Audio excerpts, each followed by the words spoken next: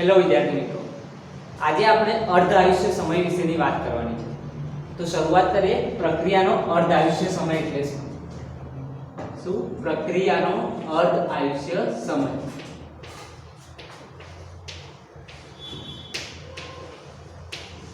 પ્રક્રિયાનો અર્ધ આયુષ્ય સમય, જેને ઇંગ્લિશમાં શું કહેવાય? Half life time of reaction. Half life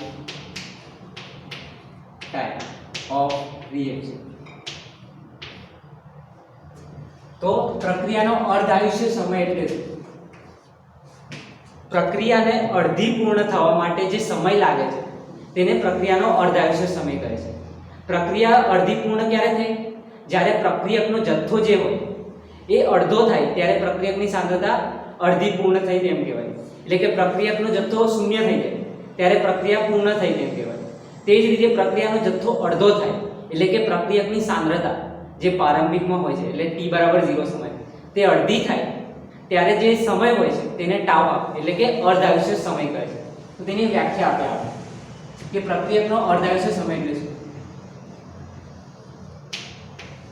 પ્રક્રિયકની પ્રારંભિક સાંદ્રતા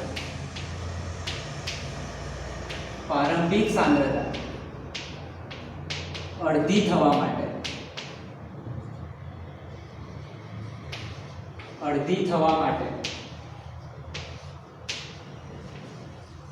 લાગતો સમય એટલે કે પ્રક્રિયાનો અર્ધ આયુષ્ય સમય. તેને ટાઉ હાફ ટી હાફ તરીકે દર્શાવવામાં આવે છે પ્રક્રિયકના અર્ધ આયુષ્ય સમય. હવે આપણે જાણીએ છીએ t = 0 સમય પ્રક્રિયકની પ્રારંભિક સાંદ્રતા કેટલી હોય છે? પ્રક્રિયકની પ્રારંભિક સાંદ્રતા એ કેટલી હોય છે? r0. હવે આ જે સાંદ્રતા છે તે અડધી થાય ત્યારે આપણે ટાઉ હાફ સમય હશે તેમ કહેવાય. એટલે કે t = ટાઉ હાફ સમય.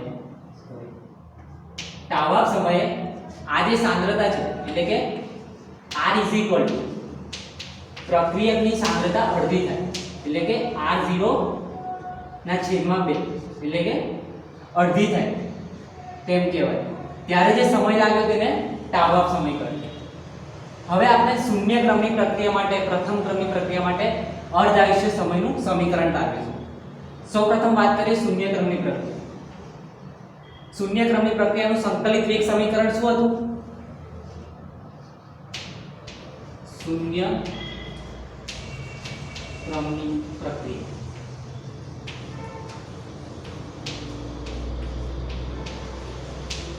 સંકલિત વેગ સમીકરણ શું હતું? શૂન્ય ક્રમની પ્રક્રિયાનું r = -kT +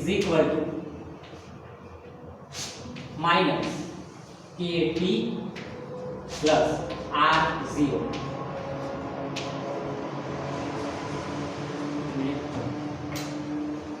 હવે આના પરથી k નું મૂલ્ય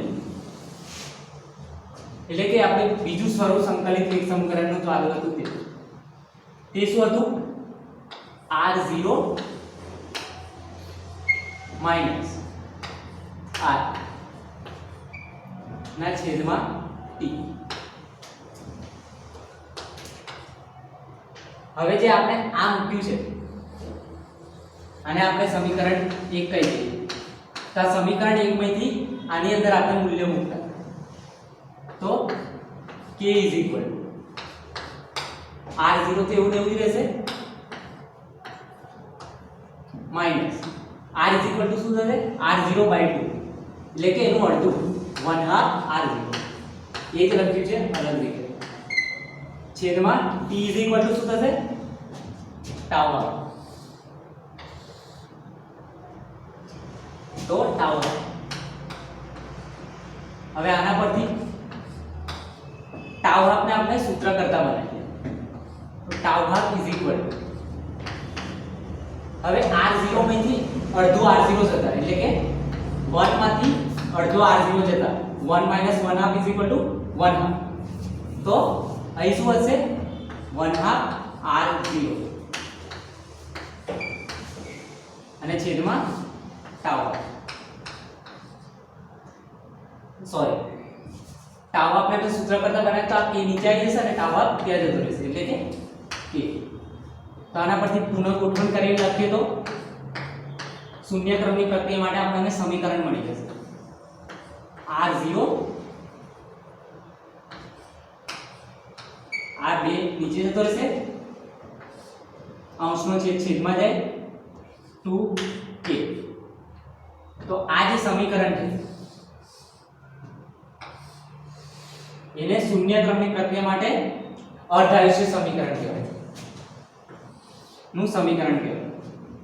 આ સમીકરણ પરથી આપણને ખબર પડે છે કે જે શૂન્ય ક્રમની પ્રક્રિયા માટે અર્ધાયુષ્ય સમય છે તે પ્રારંભિક સાંદ્રતાને સમપ્રમાણમાં છે અને વેગ અચળાંકને વ્યસ્ત પ્રમાણમાં છે તેમ કહી શકાય. ફરી એકવાર આપણે શૂન્ય ક્રમની પ્રક્રિયા વિશે વાત કરીએ. સૌપ્રથમ શું કર્યું? પહેલા સંકલિત વેગ સમીકરણ લખ્યું, તેના પરથી વેગ અચળાંકનું મૂલ્ય લખ્યું, એના પરથી r ની કિંમત મૂકી અને t ની કિંમત મૂકી, t ની અને r ની કિંમત અહીંયાથી r r0/2 અને t t1/2 તે અહીંયા મૂક્યું tau. પછી એક r0 માંથી અડધો r0 જતો રહે તો અડધો r0 વધે તે લખ્યું અને tau કે સૂત્ર કરતા બનાવ્યો tau આપને તે અહીં જતો રહ્યો અને k નીચે આવી ગયો છેદમાં. તો તેના પરથી આ સૂત્ર અને તેના પરથી આપણે આ સમીકરણ મેળવ્યું શૂન્ય ક્રમની પ્રક્રિયામાં. શૂન્ય ક્રમની પ્રક્રિયાનું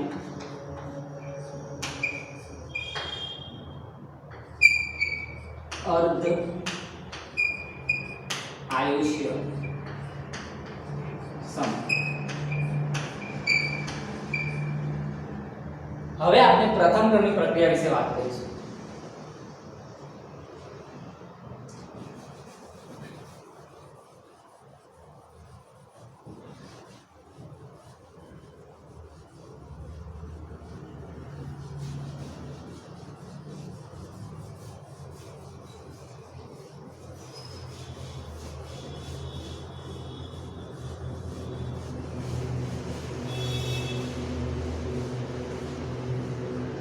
પ્રથમ ક્રમની સંકલિત વેગ સમીકરણ શું હતું?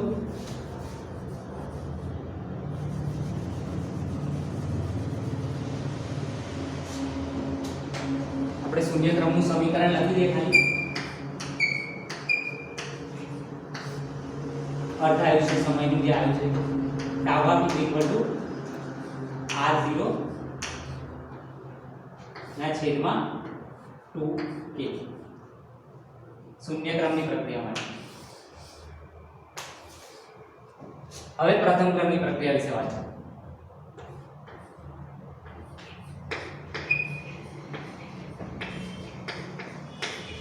પ્રથમ ક્રમની પ્રક્રિયા તો એનું સંકલિત વેગ સમીકરણ શું હતું? ln r minus kt plus ln rz. આના પરથી આપણે k નું મૂલ્ય લખીએ તો એટલે કે સંકલિત વેગ સમીકરણનું બીજું સ્વરૂપ k શું થશે 1/t ln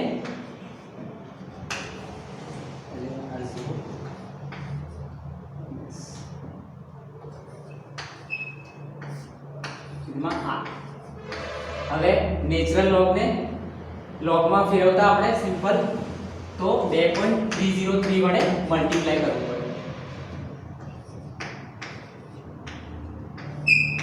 3t log r0 ના છેદમાં r. તો હવે આના પરથી r0 r ની કિંમત આપણે મૂકી શકીએ r0/2 અને t ની કિંમત મૂકી દઉં t. તેના પરથી આપણે પ્રથમ ક્રમની પ્રક્રિયા માટે સમીકરણ મળી જશે અર્ધ આયુષ્ય સમય t હાફ log r0 છેદમાં r0 બાય 2 છેદનો છેદ અંશમાં જશે અને r0 કેન્સલ થઈ જશે અને 2 ઉપર જશે એના પરથી શું મળશે k =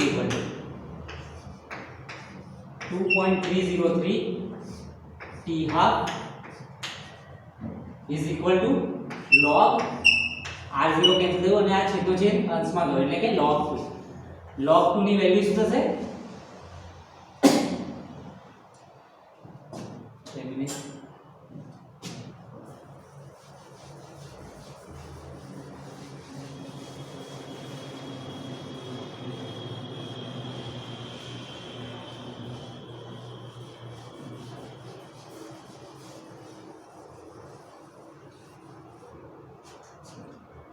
log 2 ની વેલ્યુ થશે 0.301 k = 2.303 છેદમાં t હાફ અને log 2 ની વેલ્યુ 0.3010 હવે આ બેનું મલ્ટીપ્લિકેશન 0.693 છેદમાં t half is equal to k આના પરથી આપણે tau half ને સૂત્ર કરતા બનાવીએ તો tau half is equal to 0.693 divided by k તા પ્રથમ ક્રમની પ્રક્રિયામાં અર્ધ આયુષ્ય સમયનું સૂત્ર મળી ગયું આના પરથી શું કહી શકાય tau half ચલે છે વેગ અચળાંકના વ્યસ્ત પ્રમાણમાં અને સાંદ્રતા જે શૂન્ય ક્રમ માટે સમપ્રમાણમાં હતી તે પ્રથમ ક્રમની પ્રક્રિયા માટે tau half એટલે tau half પ્રક્રિયકની પ્રારંભિક જે સાંદ્રતા છે તેના પરથી સ્વતંત્ર છે એટલે તેના પર ડિપેન્ડ કરતો નથી ફરી એકવાર આપણે જોઈ લઈએ પ્રથમ ક્રમની પ્રક્રિયા માટે સૌથી પહેલા શું કર્યું સંકલિત વેગ સમીકરણ લખ્યું તેના પરથી k નો ફોર્મ્યુલા લખ્યો પછી ln ને log માં કન્વર્ટ કર્યું 2.303 વડે મલ્ટીપ્લાય કર્યું ત્યારબાદ r0 ની કિંમત r ની કિંમત મૂકી r = r0 by 2 અને t =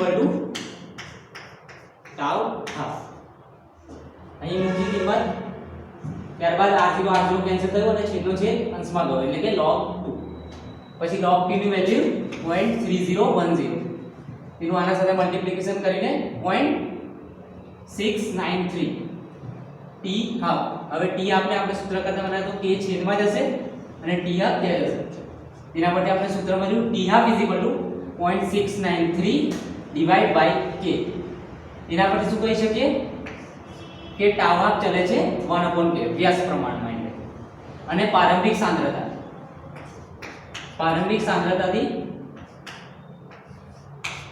અચળ એટલે કે પ્રારંભિક સાંદ્રતા પર આધાર રાખતું નથી તેમ કહી શકાય હવે આપણે આભાસી પ્રથમ ક્રમની પ્રક્રિયા વિશે વાત કરીશું તે વિશે આપણે ચર્ચા કરીએ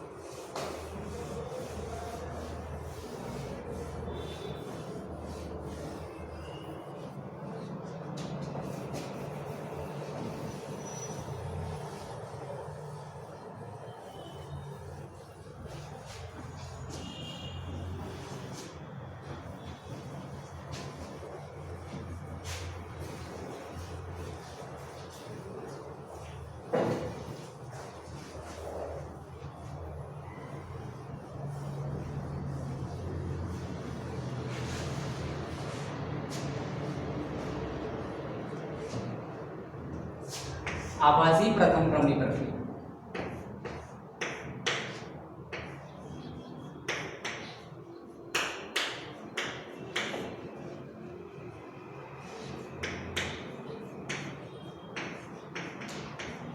પ્રથમ ક્રમની પ્રક્રિયા,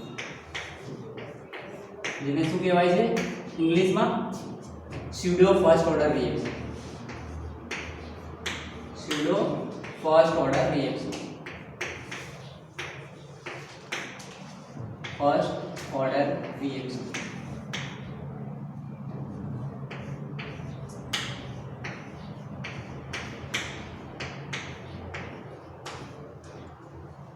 તો સ્યુડો ફર્સ્ટ ઓર્ડર રિએક્શન એટલે શું?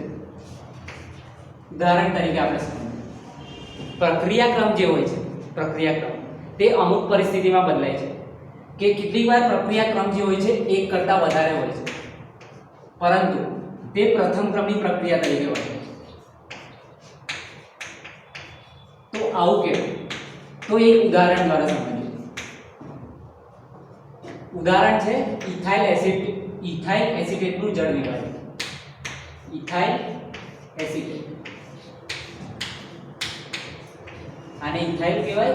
ઇથાઇલ એસિટેટ, ઇથાઇલ એસિટેટનું જળ વિભાજન ની પ્રક્રિયાને ધ્યાનમાં લો.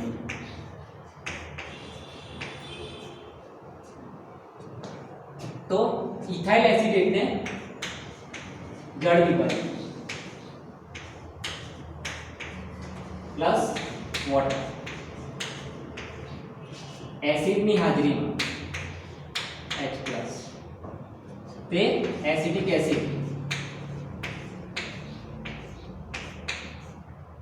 એસિડ પ્લસ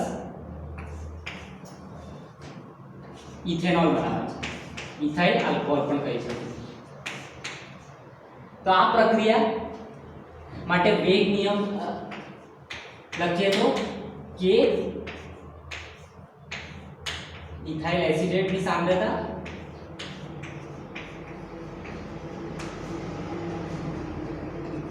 પ્રાયોગિક રીતે મેળવેલો વેગ નિયમ છે. તો અહીં જોઈ શકાય છે કે પ્રક્રિયાક્રમ 2 છે અને આણ્વિકતા પણ જોઈએ તો 2 છે. તો એના પરથી શું કહી શકાય કે આ પ્રાથમિક પ્રક્રિયા છે. પરંતુ પાણીનો જથ્થો જે હોય છે, એટલે કે પાણીની સાંદ્રતા, તેમાં કોઈ ફેરફાર થતો નથી. જ્યારે પ્રક્રિયા થાય છે ત્યારે કોઈ ફેરફાર થતો નથી. પ્રક્રિયા થાય ત્યારે વાત કરીએ આપણે ફરીથી એ જ રિએક્શન અહીં લખીશું. ઇથાઇલ એસિટેટ પ્લસ વોટર, એટલે કે પાણીનો જથ્થો એટલો બધો વધારે લેવામાં આવે છે કે તેની સાંદ્રતામાં કોઈ ફેરફાર જ થતો નથી. Acetic acid plus ethanol. હવે ધારો કે આપણે 0.01 મોલ ઇથાઇલ એસિટેટ લઈએ છીએ અને પાણીનો જે જથ્થો છે આના કરતાં ખૂબ જ વધારે લેવામાં આવે છે, એટલે કે 10 મોલ, કેમ કે તે પ્રક્રિયામાં જરૂરી હોય છે જળ વિભાજન માટે. એટલે કે આના 10 મોલ, આના 0.01 મોલ. કયા સમયે? t બરાબર 0 સમયે શરૂઆતમાં. અને ત્યારે અહીં 0 મોલ હશે કેમ કે નિપજ બળીને t બરાબર t સમય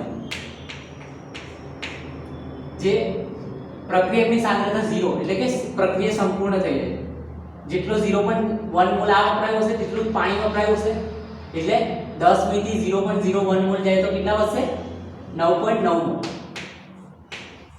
અને જેટલી પ્રક્રિયાની સાંદ્રતામાં ઘટાડો થયો છે એટલો જ નિપજની સાંદ્રતામાં વધારો થશે. એટલે કે અહીં 0.01 મોલ નિપજ બનશે.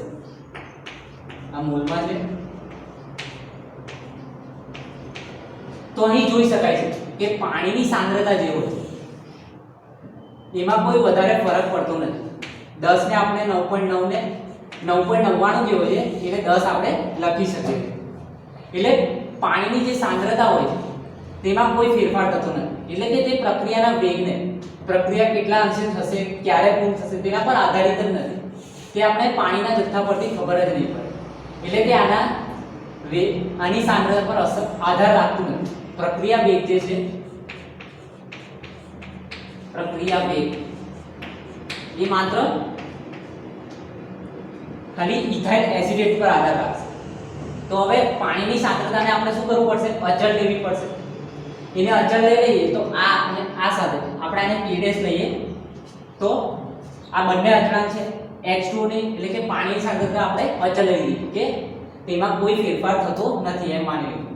એટલે આ અચળ આ પણ અચળાંક તો એ બેને અચળ થઈને બીજો એક અચળાંક આપણે મૂકી દઈશું K dash H2O is equal to એક અચળાંક મૂકીશું તે K એટલે આપણું K ઇથાઇલ એસિટેટ.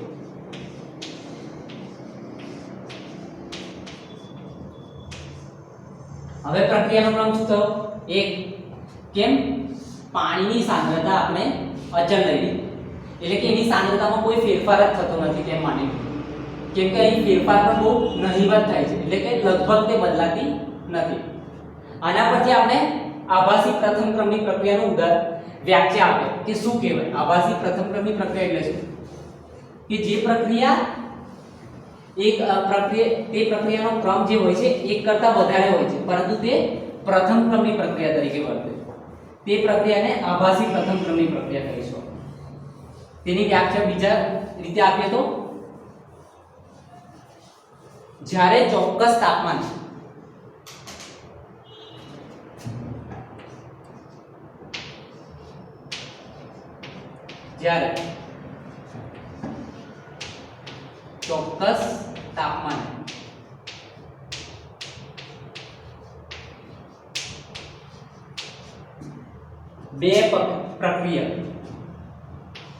બે પ્રક્રિયકો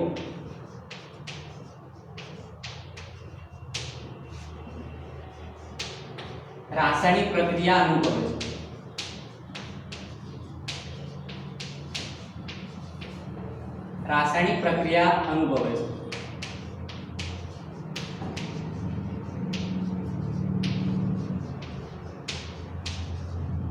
ત્યારે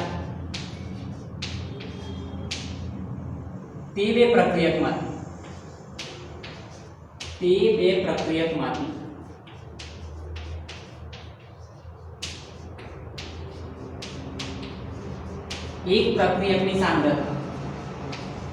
એક પ્રક્રિયકની સાંદ્રતા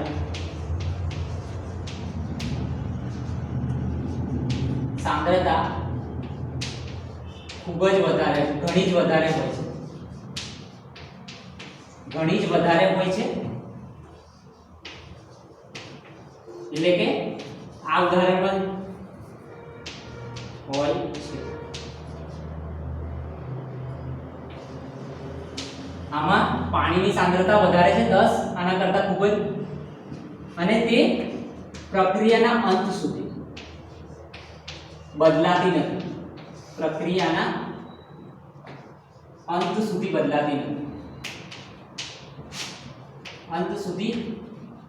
નથી અથવા નહિવત ફેરફાર થાય છે.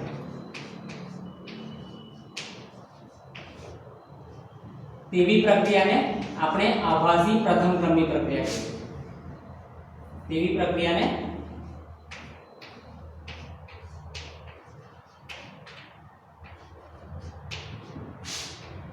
આપણે આભાસી પ્રથમ ક્રમની પ્રક્રિયા કહે છે. ફરી એકવાર જ્યારે ચોક્કસ તાપમાને બે પ્રક્રિયાઓ રાસાયણિક પ્રક્રિયા અનુભવે છે ત્યારે તે બે પ્રક્રિયકમાંથી એક પ્રક્રિયકની સાંદ્રતા ઘણી જ વધારે હોય છે તો તે પ્રક્રિયાના અંત સુધી બદલાતી નથી એટલે કે આ જે વધારે પ્રક્રિયકની જે સાંદ્રતા હોય છે વધારે એટલે કે પાણીની સાંદ્રતા એમાં કોઈ ફેરફાર થતો નથી એટલે નજીવો ફેરફાર થાય છે તેને આવું ગણી શકાય. એટલે કે આવી પ્રક્રિયાને શું કહીશું આપણે? આભાસી પ્રથમ ક્રમની પ્રક્રિયા. ફરી એકવાર આપણે શેનું ઉદાહરણ લીધું? ઇથાઇલ એસિટેટનું જળ વિભાજન.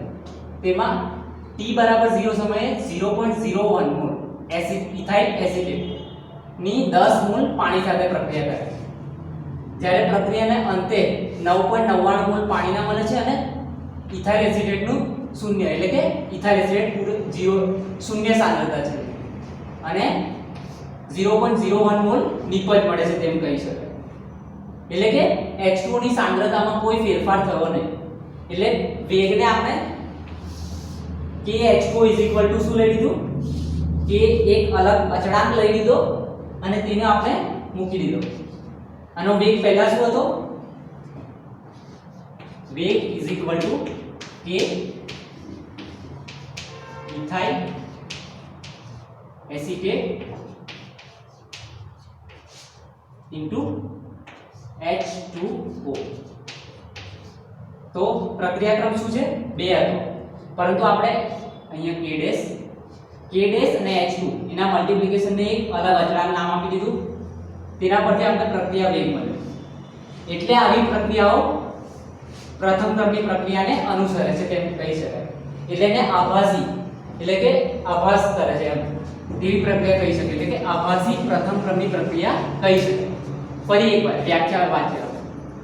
જ્યારે ચોક્કસ તાપમાને બે પ્રક્રિયાઓ રાસાયણિક પ્રક્રિયા અનુભવે છે ત્યારે તે બે પ્રક્રિયકમાં એક પ્રક્રિયકની સાંદ્રતા ખૂબ જ વધારે હોય છે, તો તે પ્રક્રિયાના અંત સુધી બદલાતી નથી તેવી પ્રક્રિયાને આભાસી પ્રથમ ક્રમની પ્રક્રિયા કહે છે. બીજું એક્ઝામ્પલ લઈએ આપણે. ખાંડનું વ્યુત્ક્રમણની પ્રક્રિયા.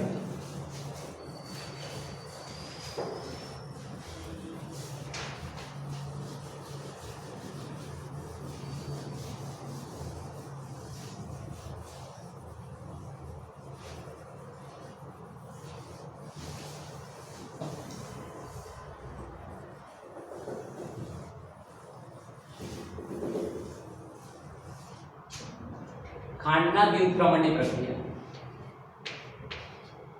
સુક્રોઝ નું ફોર્મ્યુલા છે જેની પાણી સાથે પ્રક્રિયા થાય છે, ખાંડની વ્યુત્ક્રમણની પ્રક્રિયા કહેવાય. ઇઝ ઇક્વલ ટુ ગ્લુકોઝ બને છે, ગ્લુકોઝ અને સુક્રોઝ 12O6. ગ્લુકોઝ અને ફ્રુક્ટોઝના સમીકરણ મોલેક્યુલર ફોર્મ્યુલા સેમ છે, પરંતુ એનું સ્ટ્રક્ચર અલગ છે. આ સુક્રોઝ છે, આ ગ્લુકોઝ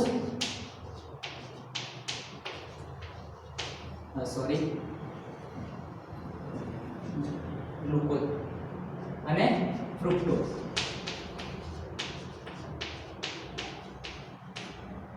આમાં આલ્ડીહાઇડ ગ્રુપ હોય છે ગ્લુકોઝની અંદર અને આમાં કાર્બોનાઇડ ગ્રુપ હોય છે CO કીટોન ગ્રુપ. એટલે આ પ્રક્રિયાનો વેગ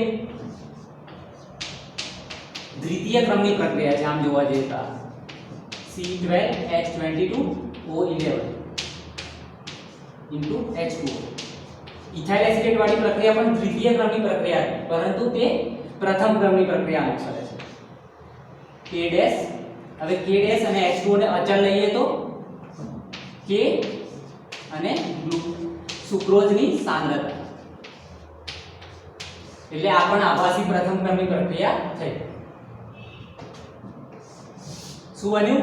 સુક્રોઝ માંથી ગ્લુકોઝ અને ફ્રુક્ટોઝ બંનેના ફોર્મ્યુલા સેમ છે, પરંતુ આમાં આલ્ડીહાઇડ ગ્રુપ અને આમાં કીટોન ગ્રુપ હોય છે.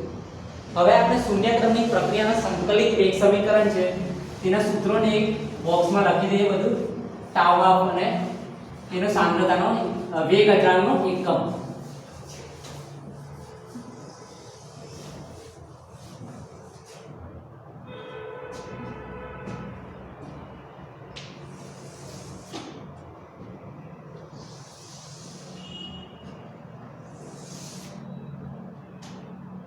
શૂન્ય ક્રમની પ્રક્રિયા એટલે કે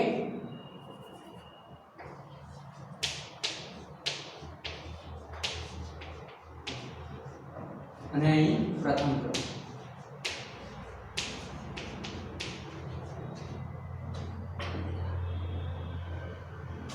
હવે પહેલા વાત કરીએ સંકલિત વેગ સમીકરણ. સંકલિત વેગ સમીકરણ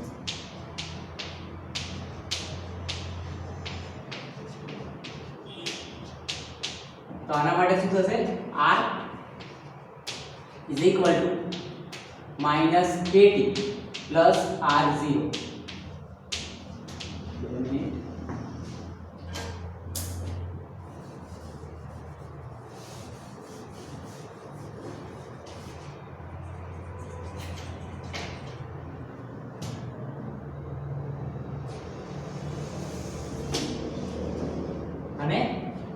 ક્રમની પ્રક્રિયા માટે તે શું હતું? ln r is equal to minus at plus ln r0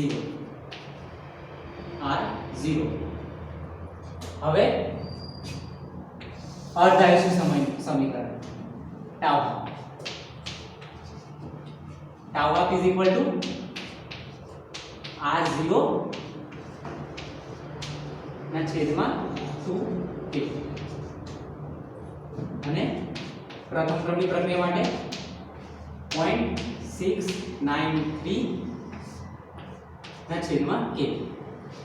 હવે વેગ અચળાંકનો એકમ વિશે વાત કરીએ. એ પ્રથમ ક્રમની પ્રક્રિયા માટે વેગ અચળાંકનો એકમ શું થશે?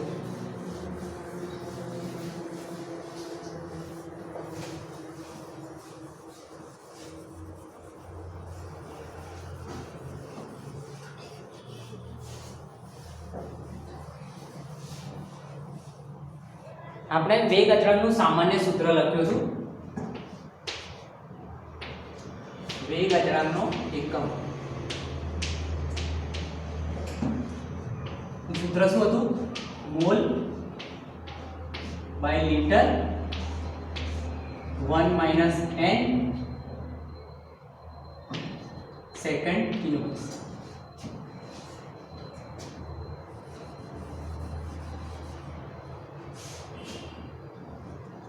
Second inverse. હવે શૂન્ય ક્રમની પ્રક્રિયા માટે n = 0 તો એકમ શું થશે? શૂન્ય ક્રમ એનો એકમ મોલ બાય મીટર * 1 ને સેકન્ડ ઇન્વર્સ. તો આપણે k નો એકમ અહીં લખી દઈએ.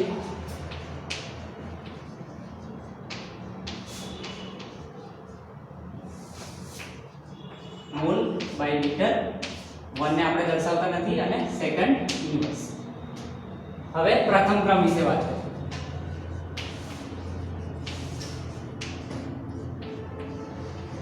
n = 1 તો 1 - 1 0 એટલે કે આખાની ઘાત શૂન્ય થશે અને કોઈની પણ શૂન્ય ઘાત એટલે કોઈની પણ શૂન્ય ઘાત = 1 થાય.